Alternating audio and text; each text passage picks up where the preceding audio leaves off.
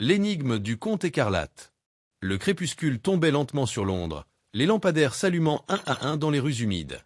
C'était une soirée tranquille à Baker Street, et Sherlock Holmes était profondément absorbé par une pile de lettres lorsqu'un visiteur inattendu fit irruption dans le salon.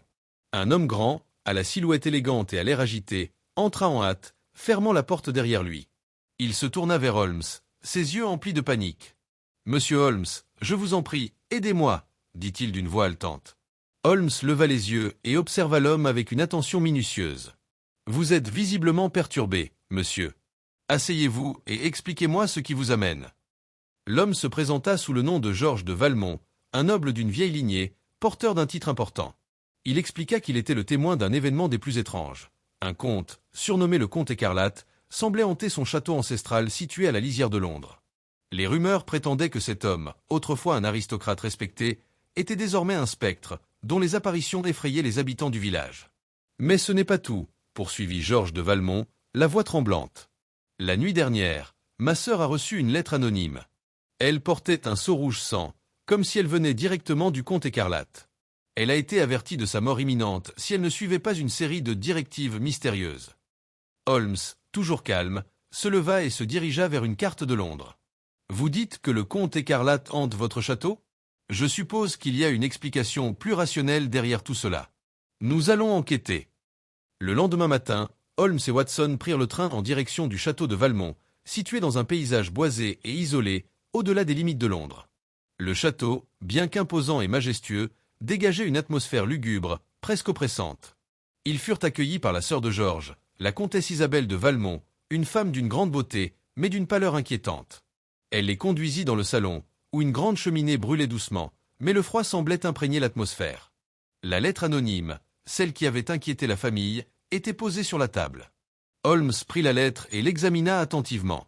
Le sceau rouge, bien que bien exécuté, semblait artificiel.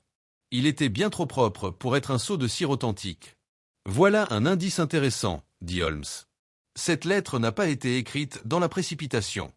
Elle a été soigneusement préparée. » Holmes se tourna vers la comtesse. « Madame, pouvez-vous nous décrire le contenu de cette lettre plus en détail ?» Isabelle expliqua qu'on y parlait de malédictions anciennes et de pouvoirs surnaturels, mais ce qui la troublait le plus, c'était la mention d'un rituel qui devait être effectué à minuit, précisément dans la salle des portraits du château. Le soir même, à minuit, Holmes, Watson et la comtesse se rendirent dans la salle des portraits. La pièce était grande, ornée de peintures anciennes représentant les ancêtres de la famille Valmont. Le seul bruit était le crépitement du feu dans la cheminée. Soudain, un bruit sourd se fit entendre au fond de la pièce. La porte se ferma lentement derrière eux, et une silhouette rouge sang, vêtue d'un manteau écarlate, apparut dans l'ombre. La comtesse Isabelle, tremblante, chuchota « C'est lui, le comte écarlate !» Mais Holmes, implacable, se tourna vers la silhouette. « Vous vous trompez, madame, » dit-il calmement. « Ce n'est pas un fantôme, mais une personne vivante. » Lentement, la silhouette s'approcha et s'éclaira, révélant le visage d'un homme, un ancien serviteur de la famille Valmont, qui avait été enfermé dans un grenier depuis des années. Son nom était Edmond Lemoine, un homme défiguré après un accident dans les écuries du château, qui avait juré de se venger de la famille Valmont pour l'avoir abandonné.